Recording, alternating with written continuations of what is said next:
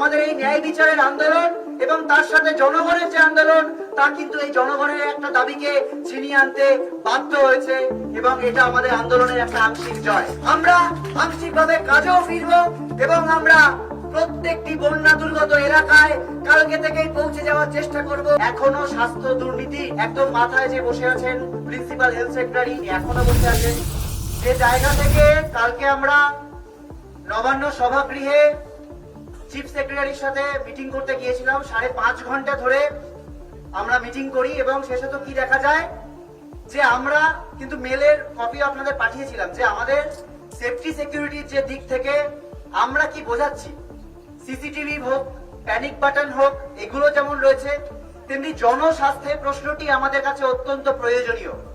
প্রত্যেকটা মানুষ, আপামর পশ্চিমবঙ্গবাসী, তারা প্রত্যেকে যদি স্বাস্থ্য পরিষেবা ঠিকভাবে পান তাহলে আমাদের জুনিয়র ডাক্তারদের সুরক্ষাও অনেকটা সুনিশ্চিত হবে।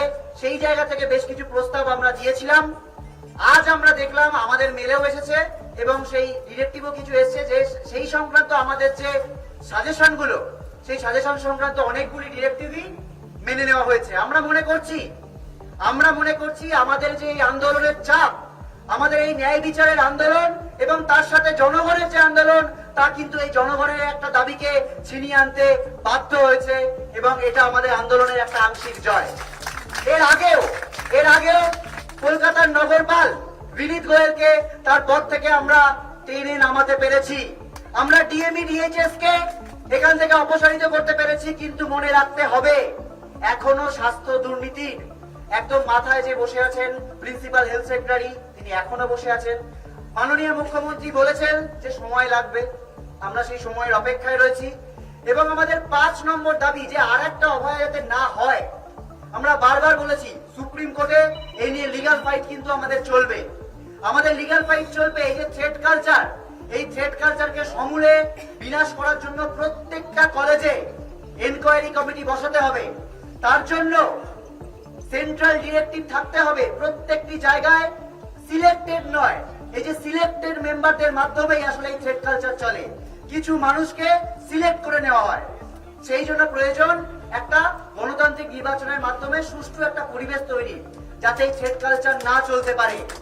এবং সাধারণ মানুষকে বুঝতে, অনেকে প্রশ্ন করছিলেন যে তোমরা তো অভয়ার বিচার চাইতে এসেছিলে, এখন নির্বাচনের কথা, এগুলো কি কথা? আমরা তাদের মনে করাতে চাই যে আমাদের ন্যায় বিচারের আন্দোলন, অভয়া আন্দোলনের জন্য, অভয়া যাতে ন্যায় বিচার পায় সেই জন্য যেমন আমরা কালকে সিবিআই অভিযান করছি, সিজি অভিযান করছি, ঠিক এই কথাটা মনে রাখা দরকার যে আর একটাও অভয়া যাতে না ঘটতে পারে। সমাজের কোন স্তরে এইরকম যাতে থ্রেট কালচার, দুর্নীতি যাতে না থাকতে পারে, সেটা সুনিশ্চিত করাও কিন্তু আমাদের কর্তব্য। সেই জন্যই কিন্তু এই প্রসঙ্গগুলো এসছে এবং আজ যে ডিরেক্টিভ এসছে তার মধ্যে কিন্তু খুব সুচারুভাবে এই জিনিসগুলো এড়িয়ে যাওয়া হয়েছে। আমরা আজকে যে বন্যা পরিস্থিতি তৈরি হয়েছে তার কথা মাথায় রেখে এবং আংশিক যে জয় আমরা পেয়েছি সেই জয়ের কথা মাথায় রেখে আমরা কালকে মিছিলের পর নিজ নিজ কলেজে ফিরে যাব, ধর্ণা মঞ্চে ফিরে যাব এবং আমরা একটা স্ট্যান্ডার্ড অপারেটিং প্রসিডিওর তৈরি করব, এসওপি, যে এসেনশিয়াল সার্ভিস বলতে আমরা কি কি মনে করছি এবং আমরা আংশিকভাবে, মনে রাখতে হবে আংশিকভাবে আমরা সেই এসেনশিয়াল সার্ভিসে কিন্তু পরশুদিন থেকে জয়েন করছি, এটা দেখানোর জন্য যে আমাদের সদিচ্ছা রয়েছে এবং আংশিক জয়কে স্বীকৃতি দিয়ে আমরা জয়েন করছি। কিন্তু আমাদের যে যে জিনিস পাওয়া বাকি আছে তার জন্য কিন্তু আমাদের আংশিক কর্মবিরতিও চলবে, রাজপথেও আমাদের আন্দোলন চলবে, সুপ্রিম কোর্টেও আমাদের আন্দোলন চলবে এবং অভয়ার ন্যায় বিচারের আন্দোলন, অভয়ার ন্যায় বিচার কিন্তু আমরা ছিনিয়ে আনবই।